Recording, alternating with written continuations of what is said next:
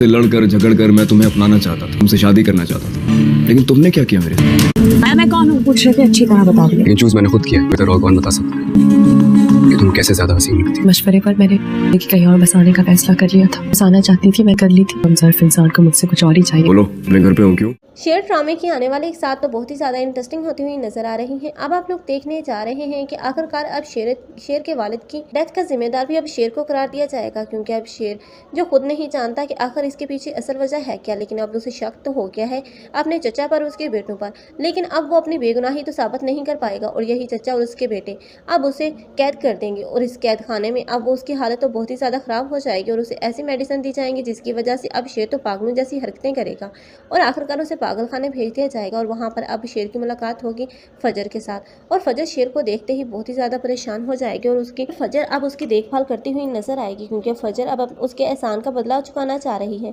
लेकिन फजर का बाप जो उसके साथ बहुत ही ज़्यादा नाराज़ है, जिसकी नफरत को मिटाना भी चाहे तो वो मिटा नहीं पा रही, क्योंकि हर जगह पर अब वो उसे हकारत और नफरत की नज़रों से ही देख रहा है। लेकिन जब शेर बारे में अब उसके बाप को पता चलेगा कि अब उसकी बेटी फजर ही उसका मुआयना कर रही है तो वो उसे मारने का हुक्म देगा। लेकिन अब फजर है वो किसी भी सूरत अब शेर को नुकसान नहीं पहुंचाएगी, बल्कि अब उसे खुफिया तौर पर उसका इलाज करेगी और घर में यही बोलेगी कि उसने शेर को मार दिया।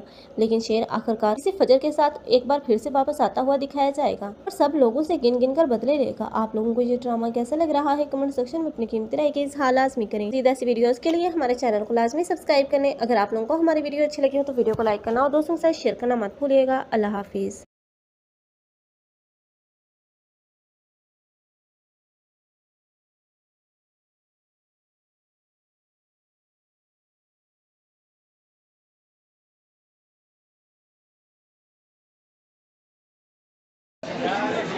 Flying fish ini?